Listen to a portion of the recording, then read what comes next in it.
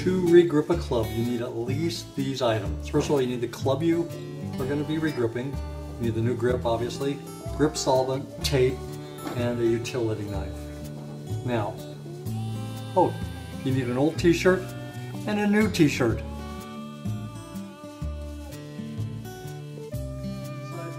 And just pull that utility knife right across.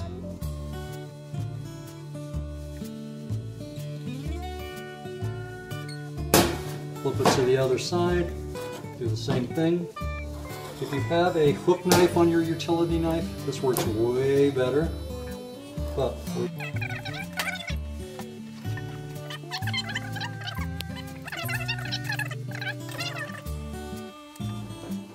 okay, that guy's ready.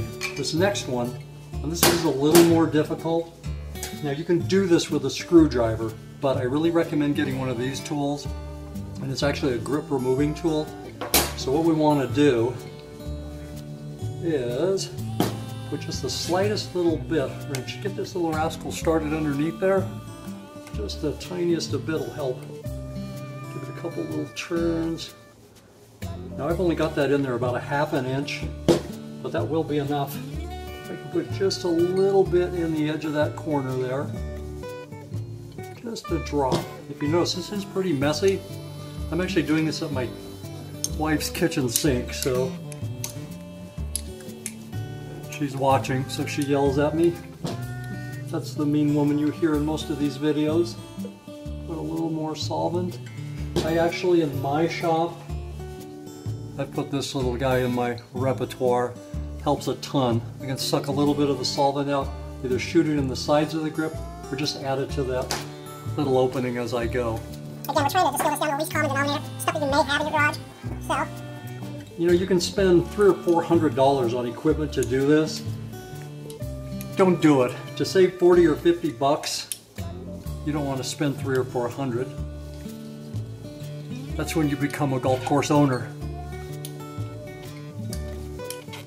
Okay, so I've now got, what I've done is I've slowly, I don't know if you can tell from this video, but I've slowly turned this tool around, all the way around on the grip. That solvent ran down into the grip and just kind of led the way for this tool to do its work. So what it's done, I've reached the end of the grip. See how far that's in? Remember when we started, it was only about a ½ inch in? Well, that solvent loosened up all that tape all the way down, so I was able to turn this little rascal all the way around, which allows me to slowly, and I'm turning this in and pulling, that grip's coming off. Now even though I just showed you how to save this grip is so old and crappy, we're not going to keep it. But just for argument's sake, this is a little bit of elbow grease here. Yeah, we're working it back and forth, and it's off. Okay. Now I like the 2-inch tape. There are different schools of thought here. Some guys like to do, depending on when you learned how to do this, a lot of the old school guys really like to do a wrap around. I don't. This is far more efficient for what I do. I've done so many of these that I've got a really good feel. The trick here is not cut your finger. Now I've left that much tape at the end of this little guy. The reason why is when I roll that around, I'm then going to shove that in the end. Now this one, a lot of guys, there's different schools of thought here. Do you want to remove the old tape? Because this is my wife's club and she'll never know, we're not going to remove it. I don't know if you can hear her laughing off camera, but she really is. She thinks I'm hilarious. Yeah. Before I pull this outside, this is the back side of double side tape. This, of course, is the sticky side. So what I'm going to do is I'm going to fold this down. I'm going to drop that one on the floor. It's important to drop one of them on the floor. Hey, there's my sister. You see her little hand? So I'm going to peel this tape back. Okay, grab that little edge there, peel it back halfway. I'm going to peel that back halfway to about there, and then finish wrapping, just like that. And as easy as that, fold it in and under. Okay, oops, sorry about that. I just had a washer delivered to my house, but you don't care because you're selfish and all you care about is yourself.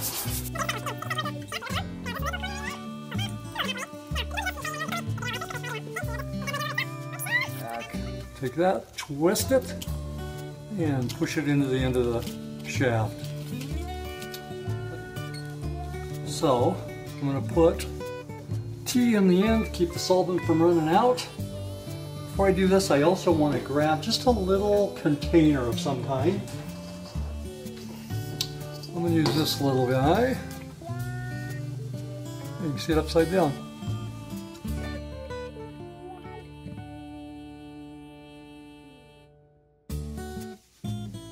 We're going to pour a little bit, and I'm thinking I'm going to fill this grip maybe halfway to a third of the way up. Doesn't matter if you go all the way. If this is your first time regripping, I recommend you actually fill this to the brim. Now you see I'm shaking that up good. I'm going to pour this on. I want to make sure that I saturate this solvent, or this two-sided grip tape. I want to make sure that every square inch of that little rascal is covered with solvent. And what we've done is we've activated the adhesiveness of that tape. It's going to be really slippery, kind of a snotty kind of a stuff. Little trick here, you want to pinch this in, make it kind of oval shaped. I'm going to pinch a little oval on, get over that.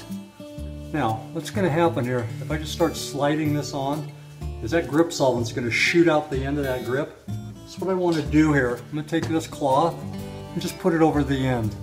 Now while I'm doing here, I don't know if you saw how easily that slipped on. So I'm going to show you a little tool that you may want to invest in if you're doing the solid membrane of a wind grip. This is the tool you're going to look for. And what it is, this little guy slips right in the end of your grip. And what it's going to do is it's actually going to open up my grip opening. So when I slide it there, then I don't have to pinch that little oval into the end of the grip. And if you can see how that went on there. Makes it really pretty simple to slide on. It was that easy. Yeah.